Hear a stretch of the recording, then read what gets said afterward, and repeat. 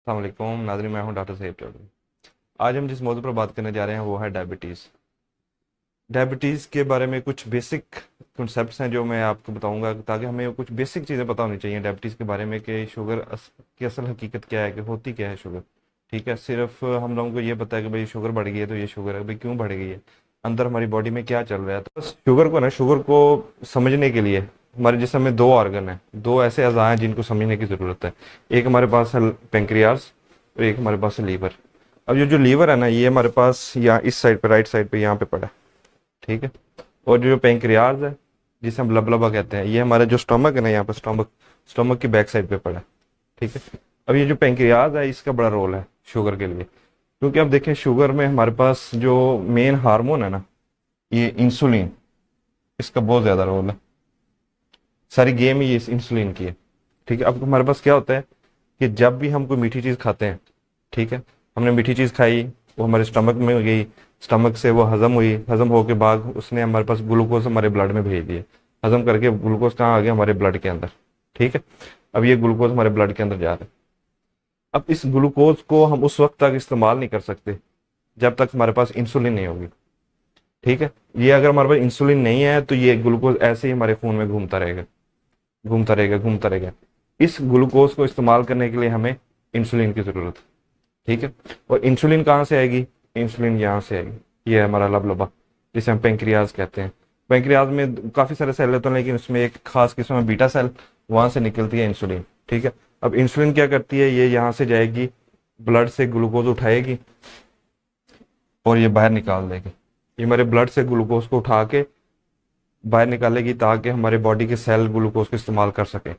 जब तक ये इंसुलिन नहीं होगी, ग्लूकोज ऐसे ब्लड में घूमता रहेगा।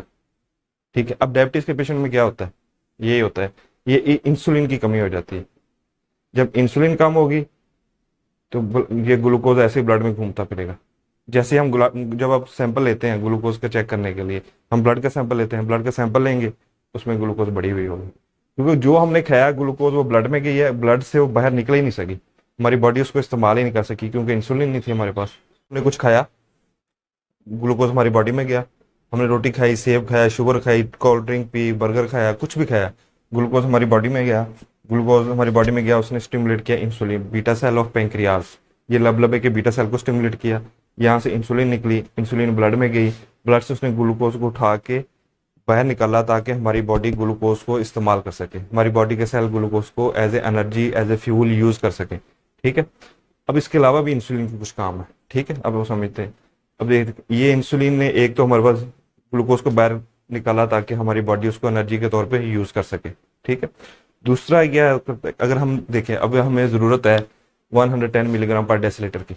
ठीक है, इतनी हमें शुगर की ज़रूरत है, एक चम्मच हमारे ब्लड में शुगर है, इतनी ज़रूरत है, और हम शुगर ज़्यादा खाते जा रहे हैं। आपने कोल्ड ड्रिंक पी, साथ बर्गर खा लिया, उसके बाद आपने कोई स्वीट डिश खा ली, अब वो ग्लूकोज आता जा रहा है, आता जा रहा है, इंसुलिन बढ़ती जा रही है। अब वो कुछ ग्लूकोज तो हम यूज़ कर लेंगे, ठीक है, लेकिन हमें ये ग्लूकोज हमारी एनर्जी से ज़्यादा है, यानी इतने ग्लूकोज की ज़रूरत नहीं है, ग्लूकोज ज़्यादा है। तो वो फिर ग्लूकोज को क्या करती है, इंसुलिन स्टोर करना शुरू कर देती है। ठीक है, स्टोर कैसे, ये देखें, ये ग्लाइकोजन की सूरत में स्टोर करना शुरू कर देती है।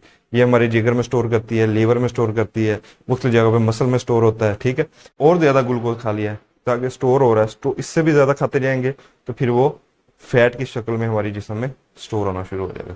देखिए ऐसे ना, अब इंसुलिन के आपने मेन काम देख लिया, इंसुलिन ने ग्लूकोज को हमारी खून से बाहर निकाल के मेरे जिस्म को प्रोवाइड किया कि इस्तेमाल कर सके। जो ज़्यादा ग्लूकोज था उसको इसने स्टोर करवा दिया, और अगर ज़्यादा ग्लूकोज होगा तो ये फैट बनाकर स्टोर करवा देगा। ठीक है, अब इसके अलावा आप ये देखें, आपको ये नज़र आ रहा होगा, ग्लूकोज को स्टोर करने के लिए पोटाशियम की ज़रूरत पड़ती है। ठीक है, अब हमारी बॉडी में पोटाशियम की जो, अब ये हमारी बॉडी में जो ब्लड में पोटाशियम फिर रहा है। ठीक है, अगर पोटाशियम कम हो जाता है, पोटाशियम कहाँ से खाएंगे, हम बाहर से खाएंगे। अब पोटाशियम की डेली रिक्वायरमेंट आप देखें 4700 मिलीग्राम रोजाना की रिक्वायरमेंट है, और एक केले में कितना पोटाशियम है, 400 मिलीग्राम।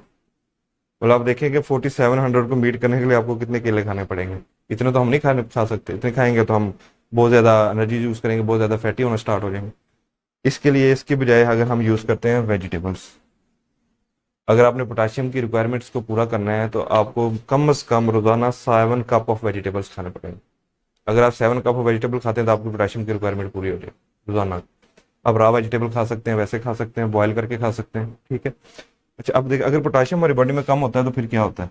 अब ये देखिए, अगर आपने पोटाशियम के आप सप्लीमेंट नहीं ले रहे, आपकी रिक्वायरमेंट पूरी नहीं हो रही, जैसे पोटाशियम कम होगा आपको शुगर के लिए क्रेविंग होना स्टार्ट हो जाएगी। तो आपने पोटाशियम की रिक्वायरमेंट भी पूरी करनी है, क्योंकि अगर आप पोटाशियम की रिक्वायरमेंट पूरी नहीं करेंगे तो आपको बार बार शुगर के लिए क्रेविंग होगी।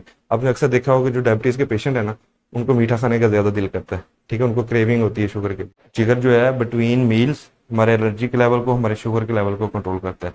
यहाँ पे जो ग्लाइकोजन बनी होगी वो ब्रेक डाउन होगी और ग्लूकोज हमारे ब्लड में आना शुरू हो जाएगा। पेंक्रियाज क्या करता है, ये ड्यूरिंग मील हमारे शुगर को कंट्रोल करता है। जैसे कि हमने खाना खाया, यहाँ से इंसुलिन निकली, उसने ग्लूकोज को सेल से बाहर निकाला ताकि हम इस्तेमाल कर सकें। इसका मतलब हुआ कि ड्यूरिंग, जैसे हम खाना खा रहे हैं उस दौरान हमारे शुगर को कंट्रोल कर रहा है, शुगर के लेवल को पेंक्रियाज लबलबा। और जब बिटवीन मील्स, दो खानों के दरमियान जब हमें भूख लग रही होती है तो उस टाइम हमारे शुगर के लेवल को कौन कंट्रोल कर रहा है, जिगर।